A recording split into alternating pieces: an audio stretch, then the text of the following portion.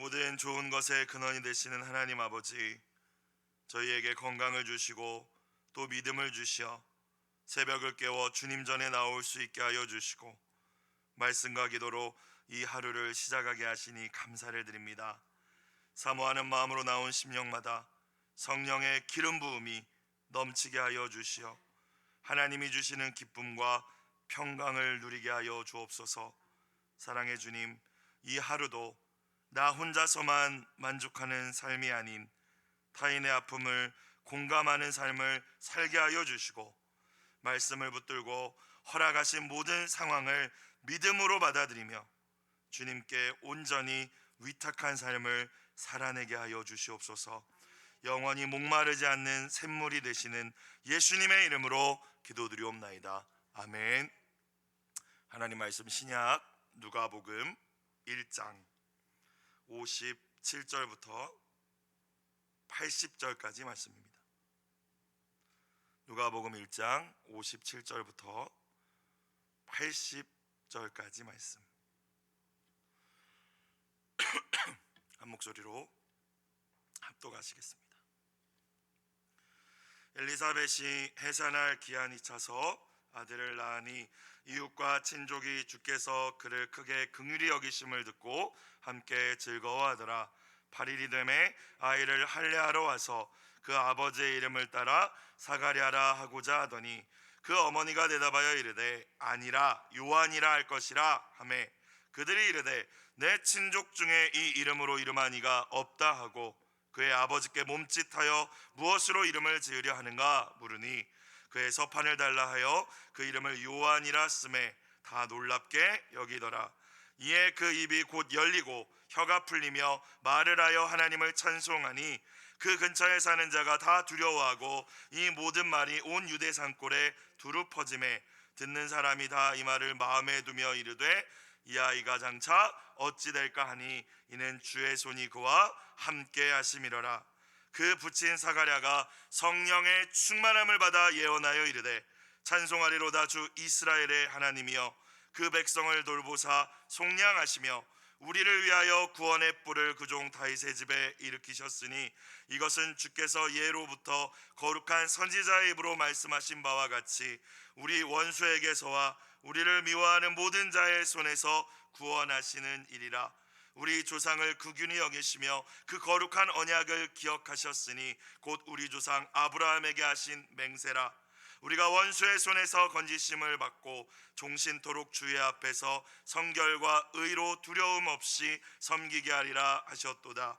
이하여 네가 지극히 높으신 이의 선지자라 일컬음을 받고 주 앞에 앞서가서 그 길을 준비하여 주의 백성에게 그 죄사함으로 말미암는 구원을 알게 하리니 이는 우리 하나님의 긍휼로 인함이라. 이로써 돋는 해가 위로부터 우리에게 임하여 어둠과 죽음의 그늘에 앉은 자에게 비치고 우리 발을 평강의 길로 인도하시리로다 하니라. 아이가 자라며 심령이 강하여지며 이스라엘에 나타나는 날까지 빈들에 있으니라. 아멘. 이 아침 우리의 행복을 위하여 주신 하나님의 말씀 앞에 겸손히 나아가시는 모든 분들이 되시기를 축복합니다. 하나님께서는 오랫동안 아이를 갖지 못하고 이미 노년에 이르렀던 제사장 사가랴에게 너의 아내 엘리사벳을 통해서 아들을 낳게 해줄 것이다 라고 약속하셨습니다. 그리고 그의 이름까지도 가르쳐 주셨죠. 요한이라고 그 이름을 지으라. 요한이라는 이름의 뜻은 여호와 하나님은 은혜로우시다, 하나님은 자비로우시다, 이런 의미입니다. 아들을 낳을 것인데 그 이름은 요한이라고 하라. 천사 가브리엘을 통해서 이 사가랴에게 하나님께서 이 말씀을 전해주셨습니다. 하나님께서 약속하신 이 아이는 단순히 두 부부만을 위한 선물은 아니었습니다. 하나님께서 오래전 약속하신 대로, 말씀하신 대로 온 인류를 구원하실 메시아의 오심을 앞서서 준비할 사람, 엘리야 선지자의 심령과 능력을 가지고 수많은 이스라엘 백성들을 하나님께로 돌아오게 할 말라기 선지서에 기록되어 있는 오시리라, 오게 될 것이다 라고 하는 마지막 선지자가 바로 이 요한이었죠. 하지만 제사장 사가랴는 이 천사 가브리엘을 통하여 전해주신 이 말씀들을 믿지 못했습니다. 그래서 앞선 말씀을 보면 천사의 말을 듣고 천사가 전해주는 하나님의 말씀을 듣고 내가 어떻게 알리오라고 반문합니다. 나이 많은 이미 아이를 갖는 것이 불가능해진 나이 많은 자기 부부에게 이런 일이 어떻게 가능하겠냐고 상식적으로 불가능하다고 의심을 품은 것이었죠. 하나님의 말씀을 믿지 못하고 의심했던 이 사가랴는 그 순간부터 요한이 태어나는 날까지 오늘 말씀에 이르기까지 이제 벙어리가 되어버립니다. 이후 엘리사벳은 하나님의 말씀대로 아이를 갖게 되었고 아이는 모태로부터 성령의 충만함을 받아 건강하게 자라납니다. 그리고 해산할 기한이 이르러서 말씀하신 대로 아들이 태어나죠. 그것이 오늘 말씀입니다. 57절 다시 보겠습니다. 엘리사벳이 해산할 기한이 차서 아들을 낳으니 이웃과 친족이 주께서 그를 크게 긍휼히 여기심을 듣고 함께 즐거워하더라. 자, 58절을 다시 보시면 아이가 태어났다라는 소식을 듣고 즐거워했다라고 누가가 표현하지 않고 주께서 그를 크게 긍휼히 여기심을 듣고 즐거워했다라고 표현하고 있습니다. 그러니까 주님의 긍휼이 아니면, 즉 은혜가 아니면 이 아이 태어날 수 없었다라는 것을 이야기하고 있는 것이죠. 하나님께서 은혜를 베풀어 주셔서 긍휼히 여겨 주셨기 때문에 이 요한이 잘 어머니 뱃속에서도 자랄 수 있었고 잘 건강하게 태어날 수 있었다라는 것입니다. 상황과 환경을 볼 때에는 도저히 아이를 가질 수 없었던 상황이었지만 하나님이 이 부부에게 긍휼을 베푸셨구나, 이 소식을 듣고 함께 즐거워했다라는 거예요. 사랑하는 여러분, 우리 하나님은 창조주 하나님이심을 믿으실 수 있기를 주님의 이름으로 축복합니다. 광야에도 길을 만드시고 반석에서도 물을 내시는 분이십니다. 마른 뼈들이 다시 살아나게 하셔서 여호와의 군대로 세우시는 전능자, 그분이 저와 여러분이 믿고 또 기도하는 우리 하나님이심을 믿으실 수 있기를 주님의 이름으로 축복합니다. 능치 못하심이 없으신 하나님과 하나님의 말씀을 붙들고 하나님의 긍휼하심을 구하며 이 새벽도 저와 여러분은 기도해야 할 줄로 믿습니다. 하나님의 긍휼하심이 임하자 아이를 갖지 못했던, 이미 나이가 너무 많아서 늙어서 그것을 기대하지도 않았던 이 사가랴 엘리사벳 부부에게 요한이 태어나지 않았습니까? 여러분의 결핍과 상실, 고통스러운 모든 상황에서 하나님은 능히 건져내실 수 있으신 분이심을 믿고 포기하지 마시고 낙심하지 마시고 기도할 수 있는, 하나님의 긍휼을 구할 수 있는 모든 분들이 되시길 다시 한번 주님의 이름으로 축복합니다. 혹시 이 말씀을 듣고 계신 분들 가운데 간절히 아이를 원하고 있지만 어려움 가운데 계신 분들도 있을 줄로 믿습니다. 오늘 주신 이 말씀을 붙들고 간절히 기도하실 때 하나님께서 여러분에게도 사가랴 엘리사벳 부부에게 베풀어 주신 그 동일한 은혜와 긍휼을 베풀어 주실 줄로 믿습니다. 또 하나님께서 주신 생명을 이제 잉태하신 분들이 오늘의 말씀을 들으신다면 이 말씀을 붙들고 하나님께서 친히 돌보아 주셔서 세례 요한처럼 해산할 기한까지 건강하게 이 아이가 자라서 잘 출산할 수 있게 해달라고 또 기도하실 수 있기를 주님의 이름으로 축원합니다. 누군가가 잘 되었다라는 소식. 자, 이제 요한이 태어났습니다. 하나님의 은혜를 베푸셔서 누군가가 잘된 일이 생겼다. 이 이야기를 듣고 이런 이야기를 듣고 우리가 마땅히 해야 할 반응은 오늘 말씀에서처럼 함께 즐거워하는 것이겠죠. 즐거워하는 자들과 함께 즐거워하고 우는 자들과 함께 우는 것이 하나님 나라 백성의 마땅한 태도인 줄로 믿습니다. 그러나 지독하게 자기 중심적이고 이기적인 우리들은 그렇게 살아가지 못할 때가 많은 것 같아요. 나 자신의 만족을 위하여 살아갑니다. 누군가가 잘 되면 시기하고 질투하죠. 지난 주일 어제 말씀을 기억하시면서 또 주보의 목회자 코너의 글을 다시 한번 생각하시면서 타인의 아픔을 공감하는 사람, 타인이 또 즐거울 때 함께 기뻐하는 사람이 되시기를 부탁드립니다. 날마다 우리가 하나님을 더욱 깊이 알아가는 만큼 사람들 또한 더 깊이 이해하며 더 많이 사랑할 줄 아는 저와 여러분들이 되시기를 주님의 이름으로 축원합니다. 59절입니다. 8일이 되매 아이를 할례하러 와서 그 아버지의 이름을 따라 사가랴라 하고자 하더니 아버지의 이름을 따라서 이름을 짓는 경우들이 있었습니다. 그리고 이 사가랴라는 이름은 스가랴, 사가랴 같은 이름이거든요. 여호와께서 기억하신다 이런 뜻이에요. 이 이름도 좋은 뜻이죠. 자, 그런데 60절 그 어머니가 엘리사벳이 대답하여 이르되 아니라 사가랴라고 짓지 않을 거다, 요한이라고 지을 거다라고 이야기합니다. 아마 아직까지 이 사가랴, 아버지 사가랴는 말을 못하는 상황이었기 때문에 아마 친족들이 다 모였기 때문에 그 가운데 남자 어른들이 사가랴라고 이름 짓자 이렇게 의견을 내놓았겠죠. 여러분, 당시 유대 사회의 그 분위기, 문화를 생각해 볼 때 가족의 친족 중에 어른들이 결정한 일에 대해서 여자가 아니다 이야기하는 것 쉽지 않았을 거라고 생각이 듭니다. 그런데 오늘 엘리사벳이 사가랴라고 이름 짓는 걸로 하자라고 하는데 아니라라고 이야기하죠. 단호하게 아니라고 이야기합니다. 아이의 이름은 요한이라고 지어야 한다라고 말하죠. 아마 남편 사가랴는 천사를 통하여서 자신에게 하신 말씀을 분명히 아내에게 전달을 했을 것입니다. 말을 못하니까 뭐 글로 전달하든지 했을 거예요. 중요한 건 엘리사벳이 그 이야기를 기억하고 그 하나님의 말씀을 기억하고 순종했다라는 것이죠. 하나님께서 분명히 남편에게 주신 말씀 가운데 아들이 태어날 건데 이름을 요한이라 하라, 그 말씀에 그대로 사람들이 무엇이라고 이야기하든 아니다, 요한이라고 할 것이다 라고 이야기했다는 겁니다. 사랑하는 여러분, 여러분은 중요한 선택과 결정 앞에서 여러분의 그 선택을 이끄는 힘과 기준은 무엇입니까? 영향력 있는 사람들의 말, 그 사람이 뭐라고 했으니까 그렇게 해야지, 또는 시대적인 분위기나 유행을 따라 결정하십니까? 아니면 그냥 지금까지 해오던 관례나 습관대로 아버지 이름 따라서 그냥 사가랴라고 해, 그렇게 결정하십니까?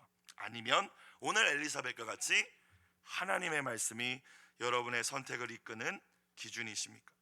오늘 말씀의 엘리사벳처럼 언제나 하나님이 주신 말씀을 붙들고 그 말씀을 신뢰하며 말씀대로 순종하고 선택할 수 있는 저와 여러분과 나아가 우리의 자녀들이 되기를 주님의 이름으로 축복합니다.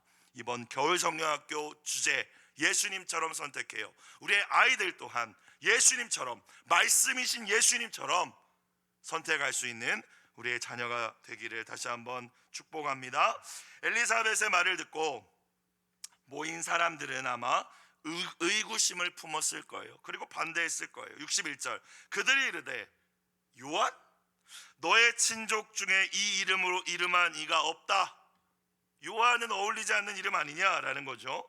62절 이제 아버지에게, 아버지가 어쨌든 최종적으로 결정을 해야 되니까 사가랴에게 이제 묻는데 말을 못하니까 몸짓으로 이름을 뭐라고 하기를 원하느냐라고 했던 것 같아요. 63절 자, 사가랴가 서판을 달라 하여 그 이름을 뭐라고 쓰매? 요한이라고 썼다라는 것이죠. 다 놀랍게 여기더라. 자, 여기서 놀랍게 여겼다라는 거군요. 글씨 쓰는 걸 놀랍게 여겼다라는 의미가 아닙니다. 이상히 여겼다라는 거예요. 여전히 엘리사벳의 태도도, 그리고 이 사가랴가 글씨로 요한이라고 쓴 것에 대해서도 그 가운데 모여 있는 사람들, 뭐 이웃 친척 가까운 사람들이겠죠, 다 이해하기 어려워했다, 이런 의미입니다. 사랑하는 여러분, 하나님의 일하심은 언제나 신비롭습니다.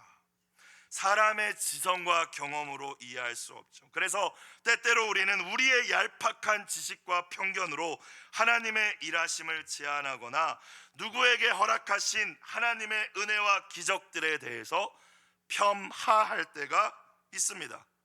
이상히 여기는 거죠. 오늘 말씀의 이 사람들처럼 내 기준으로 이상하게 여기는 거예요.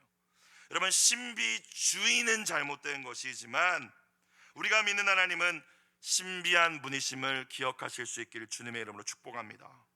성경의 수많은 말씀 가운데 인간의 경험, 이성, 지성으로 설명 가능한 부분 다 빼버린다면 여러분, 남아있는 말씀이 무엇이 있겠습니까? 그래서 사가랴와 엘리사벳은 말씀대로 순종한 일인데 다른 사람들은 모르니까, 경험하지 않은 일이니까, 이해되지 않으니까 이상히 여긴 거죠. 놀란 거죠. 바로 근데 그 순간에 약 1년 동안이나 말을 못했던 사가랴의 입을 하나님께서 열어주십니다. 64절, 이에 그 입이 곧 열리고 혀가 풀리며 말을 하여 하나님을 뭐하니? 찬송하니. 사랑하는 여러분, 숨 쉴 수 있는 것도, 먹고 마실 수 있는 것도, 식도로 넘길 수 있는 것도 은혜인 줄로 믿습니다. 입을 벌려 말할 수 있는 것도 은혜입니다. 오늘 64절 말씀을 보십시오. 입이 열리고 혀가 풀려야 말을 하는데 누가 해주셨습니까? 하나님이 해주셨습니다. 우리는 너무 당연하게 여깁니다. 저도 너무 당연하게 여기는 것 같아요. 그런데 그렇지 않다라는 겁니다. 하나님께서 허락하시지 않으면 이 앞에 서서 한마디도 할 수 없을 거예요. 하나님께서 우리의 입을 열어주시고 혀를 풀어주셨기 때문에 말할 수 있는 겁니다. 당연한 게 아니죠. 사랑하는 여러분, 우리에게 입술을 주셨다면, 오늘 하루도 호흡하게 하시고 말하게 하셨다면, 은혜를 주셨다면 가장 먼저 그리고 가장 많이 우리 입에서 나와야 할 말은 오늘 말씀의 사가랴처럼 하나님을 찬송하는 일임을 깨달으실 수 있기를 주님의 이름으로 축복합니다. 매일 성경 해설에 이렇게 쓰여져 있더라고요. 불신의 대가는 침묵이었지만, 사가랴가 말을 못했잖아요. 그런데 순종의 결과는 찬송입니다. 저와 여러분의 입술이 하나님을 순종함으로 또 찬양함으로 하나님을 영화롭게 해드리는 이 한날을 살아내시기를 축원합니다. 65절입니다. 그 근처에 사는 자가 다 두려워하고, 갑자기 말을 못하고 1년 동안 말을 못했던 사람이 말을 하니까 놀랐겠죠. 이 모든 말이 온 유대 산골에 두루 퍼짐에 66절, 듣는 사람이 다 이 말을 마음에 두며 이 소식, 글쎄 제사장 사가랴 집에 이런 일이 있었대, 이 소식, 이 이야기, 이 간증, 사람들이 다 듣고 잊어버리지 않고 와, 그거 놀라운데 하면서 마음에 두었다는 거예요. 그러면서 뭐라고 했대요? 이 아이가 장차 어찌 될까? 이게 무슨 말이냐면, 와, 하나님이 아이를 가질 수 없는 이 부부에게 아이를 주셨네. 근데 이 과정에서 아버지는 말을 못하다가 갑자기 입이 열렸네. 거기다 요한이라고 이름을 지니까 이런 일이 벌어졌네. 이거 하나님이 하신 일인 것 같은데 이 아이가 진짜 어떤 인물이 되려고 하나 기대하기 시작했다라는 거거든요. 나아가서 하나님께서 이 아이를 통하여서 이 이스라엘, 정말 희망이라고는 찾아볼 수 없는 로마 제국 치하의 이 이스라엘 가운데 하나님 어떤 구원을 베푸실 것인가 기대하며 궁금해했다라는 의미입니다. 이는 주의 손이 그와 함께 하심이로라. 주님의 보살피는 손길이 그 아이와 함께 하시는 것이 분명하다고 사람들은 생각했기 때문입니다. 와, 특별한 아이구나, 이 가정 특별한 가정이구나, 하나님이 돌보시는구나, 이 아이 어떤 인물이 될까, 우리 가운데 어떤 하나님이 일을 행하실까, 사람들이 이렇게 기대하며 생각했다는 것이죠. 사람들은 요한의 출생과 관련된 이 사가랴 가정의 이 모든 일들을 전해 듣고 그 이야기를 마음에 두었다라고 오늘 말씀에 기록되어 있습니다. 그러자 오랜 제국의 통치 아래에서 절망하고 있던 그들의 마음 가운데 하나님이 여전히 살아계시는 게 맞구나, 우리 버린 게 아니구나, 자기 백성을 돌보시는 그 하나님을 향한 기대와 소망 또한 다시 일어나게 된 줄로 믿습니다. 오늘 하루 여러분의 귀한 삶이 여러분과 함께하는 모든 이들에게 주님께서 살아계심의 증거가 될 수 있기를 주님의 이름으로 축복합니다. 소망 없이 기대 없이 땅만 바라보며 사는 사람들에게 여전히 여러분의 삶을 통하여서, 여러분 가운데 일하신 하나님의 스토리를 통하여서, 하나님 정말 살아계시는구나, 하나님 우리를 돌보시는구나, 이 나라에 희망이 있구나, 한국교회가 끝나지 않았구나, 그렇게 고백할 수 있기를 주님의 이름으로 축복합니다. 여러분 한 사람 한 사람이 그리스도의 편지임을 기억하시며 오늘도 사랑과 섬김과 순종의 삶을 살아내시기를 부탁드립니다. 자, 이제 사가랴가 성령의 충만함을 받아 예언하기 시작합니다. 67절, 그 붙인 사가랴가 성령의 충만함을 받아 예언하여 이르되, 여기서 예언, 점치듯이 미래를 알아맞힌다라는 의미라기보다는 하나님이 그의 마음에 부어주신 말씀, 성령님의 감동을 전하고 선포했다라는 의미입니다. 자, 그런데 67절을 보십시오. 어떻게 예언했어요? 성령의 충만함을 받아 예언했다라고 나와 있습니다. 사랑하는 여러분, 우리가 성령의 충만함을 받을 때, 다른 표현으로 이야기하자면 성령께서 우리 각 사람의 심령을 완전히 장악하셔서 강력하게 우리를 통하여 역사하실 때 놀라운 일이 일어나게 된다는 사실을 기억하실 수 있기를 주님의 이름으로 축원합니다. 그리고 사모하며 이 아침 기도하십시오. 성령이 충만할 때 표적과 기사가 나타나고 성령의 은사가 나타납니다. 방언의 은사가 터지고 예언의 은사가 나타나는 것이죠. 자녀들은 예언할 것이요 청년들은 환상을 보고 아비들은 꿈을 꾸리라. 성경에만 기록되어 있는 요엘서 사도행전에만 기록된 말씀이 아니라 오늘도 성령 충만한 모든 이들에게 주시는 하나님의 약속의 말씀임을 기억하실 수 있기를 주님의 이름으로 축복합니다. 그러면 어떻게 성령 충만함을 받습니까? 오늘 사가랴가 성령이 충만하여 예언하기 시작하지 않습니까? 하나님이 선포하시고자 하는 말씀을 선포하지 않습니까? 간절히 기도할 때 우리는 성령 충만함 받습니다. 사모함으로 말씀을 들을 때 성령 충만함 받습니다. 그리고 사도행전 말씀을 보니까 또 성령의 감동을 받은 하나님의 영적 권위자들을 통하여 안수받을 때도 성령 충만함 받습니다. 그런데 그것만 있는 게 아닙니다. 하나님 말씀에 순종할 때 성령님이 강력하게 임하시는 줄 믿으시길 주의 이름으로 축복합니다. 사도행전 5장 32절, 하나님이 자기에게 순종하는 사람들에게 주신 성령도 그러하니라 라고 사도 베드로가 설교하거든요. 사가랴가 아이의 이름을 요한이라고 결정하는 그 순종의 마침표를 통해서 그의 입술이 다시 열렸고 성령의 충만함을 받아 예언이 시작된 것입니다. 우리는 예배를 드리고 또 뜨겁게 기도하고 청소년 청년들은 수련회를 통해서 성령님을 경험합니다. 분명히 성령 충만함을 경험하는 그 어떤 시점 포인트가 있습니다. 근데 문제는 하루가 지나지 않아, 3일이 지나지 않아, 한 주가 지나지 않아 다 식어버린다. 여러분, 우리의 문제가 어디에 있겠습니까? 우리의 순종의 문제가 있지는 않습니까? 순종하는 자에게 성령 충만함을 부어주시고 기름 부음을 끊이지 않게 부어주신다 하셨는데 반짝반짝 뜨겁게 기도할 때는 성령 충만 받은 것 같은데 삶 속에서 순종하지 않는다면 그 기름 부으심이 이어질 수 없다라는 것입니다. 사모하며 말씀 듣고 기도하셨다면 순종함으로 삶의 예배를 이어갈 수 있는 여러분 가운데 성령의 기름 부으심이 끊이지 않으실 수 있기를 주님의 이름으로 부탁드립니다.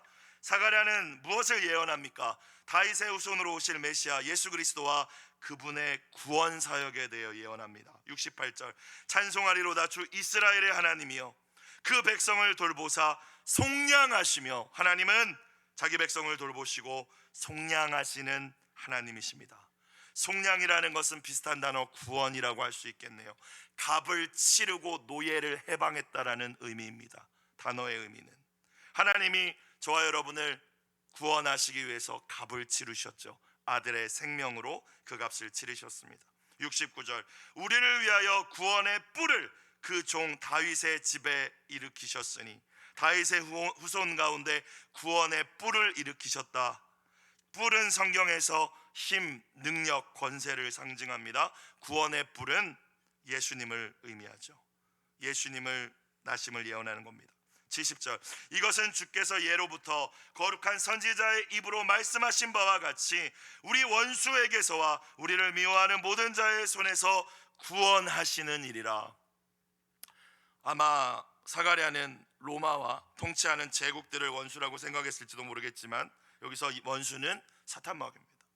원수 사단마귀의 권세로부터 우리를 구원하시기 위해서 말씀대로 예수님을 보내주셨다라는 예언이죠. 72절, 우리 조상을 긍휼히 여기시며 그 거룩한 언약을 기억하셨으니 곧 우리 조상 아브라함에게 하신 맹세라. 우리가 원수의 손에서 건지심을 받고, 75절은 같이 읽어보겠습니다. 시작. 종신토록 주의 앞에서 성결과 의로 두려움 없이 섬기게 하리라 하셨도다. 하나님께서 예언하시고 약속하시고 맹세하시고 말씀하신 대로 메시아 그리스도 예수님이 이 땅에 오실 것인데, 그렇게 우리를 구원하실 것인데, 75절은 그 구원하신 목적에 대한 말씀이지 않습니까? 구원받으면 끝이 아니라는 것입니다. 저와 여러분이 구원받은 자의 이제 평생 어떻게 살아야 할지도 하나님은 말씀해 주셨다는 것입니다. 미리. 무엇입니까? 종신토록, 즉 일평생 그 은혜로 구원받은 자들은 종신토록 주님 앞에서 성결과 의로, 즉 거룩함과 의로움으로 살아가야 한다는 말씀인 줄로 믿습니다.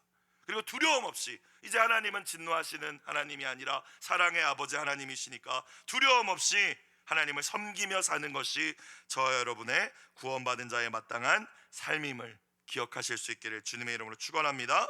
여기서 오늘 공동체 기도 제목이 나온 것 같아요. 매일 성경, 구원의 은혜를 잊지 않고 날마다 주님 앞에서 의와 성결로 섬기게 하소서. 자, 이제 마지막, 오늘 말씀의 마지막 단락입니다. 자신의 아들 요한에 대한 예언도 이어집니다. 76절, 이 아이여, 다른 번역을 보니까 아가야, 저는 이 번역이 더 좋더라고요. 아기를 보면서, 이제 노년에 얻은 아들을 보면서 사랑하는 아들아, 아가야 라고 하면서 이제 예언합니다. 네가 지극히 높으신 이의 선지자라 일컬음을 받고 주 앞에 앞서가서 그 길을 준비하여. 성경의 내용을 아시는 분들은 진짜 이 예언의 말씀대로 이루어졌다는 것을 아시지 않습니까? 예수님보다 앞서 사역을 시작했고 예수님의 그 사역을 준비하는 역할을 이 요한이 하지 않습니까? 77절, 주의 백성에게 그 죄사함으로 말미암는 구원을 알게 하리니. 세례 요한은 뭐합니까? 회개의 세례를 선포하죠. 그래서 하나님을 떠났던 백성들의 마음을 하나님께로 모으는 역할을 합니다. 그리고 예수님이 이제 사역을 요한에 이어서 시작하시게 되시죠. 78절, 이는 우리 하나님의 긍휼로 인함이라. 너가 잘나서도 아니다, 너에게 자격이 있어서도 아니다, 오직 하나님의 은혜로 너가 이 사역을 감당하게 될 것이다 라고 예언하는 거예요. 이로써 돋는 해가 위로부터 우리에게 임하여, 여기서 해는, 햇빛은 하나님의 은혜겠죠. 79절, 어둠과 죽음의 그늘에 앉은 자에게 비치고 우리 발을 평강의 길로 인도하시리로다 하니라. 하나님께서 비추시는 해와 같이 밝은 빛이 여러분을 통하여서 세상 가운데 비추어 주시기를 주님의 이름으로 축복합니다. 다른 빛을 낼 수 없지만 해의 빛을 비추어서 비추는 것처럼 하나님께서 허락하신 그 빛이, 그 은혜가 여러분을 통해서, 요한을 통해서 비추었듯이 이제 여러분을 통해서, 저와 여러분의 자녀들을 통해서 세상 가운데 어둠과 죽음의 그늘에 앉은 자들에게 비추이게 될 줄로 믿습니다. 나아가 우리의 가정을, 교회를, 이 나라의 민족을 평화의 길로 하나님은 인도해 주실 것입니다.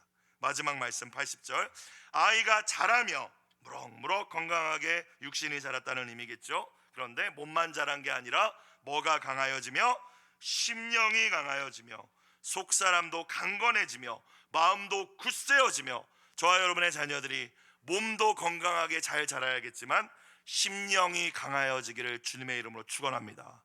여러분, 그것을, 이 말씀을 붙들고 기도하십시오. 저희 아들도 그렇지만 이 세대의 자녀들이 마음이 너무 유약하지 않습니까? 작은 일도 버텨내기를 버거워하고 힘겨워하고 포기하는 우리 아이들의 모습을 보지 않습니까? 심령이 약해서 그러지 않겠습니까? 심령을 강하게 해달라고 기도하셔야 돼요. 마지막 구절, 이스라엘에게 나타나는 날까지, 하나님께서 그를 들어 사용하시는 날까지 요한이 어디에 있으니라? 빈들에 있으니라. 빈들, 광야입니다. 광야. 하나님은 광야를 통해 준비되지 않는 사람을 사용하시지 않습니다. 모세도, 다윗도, 오늘 말씀의 요한도, 그리고 사도 바울도 광야를 통해 준비된 하나님의 사람들이었습니다. 여러분, 우리가 광야를 지날 때 하나님도 의지하는 신앙에서 하나님만 의지하는 신앙으로 성숙하게 됩니다. 광야를 지날 때 비로소 사람이 떡으로만 사는 것이 아니라 하나님의 모든 말씀으로 사는 것이구나라는 것을 그제서야 깨닫게 됩니다.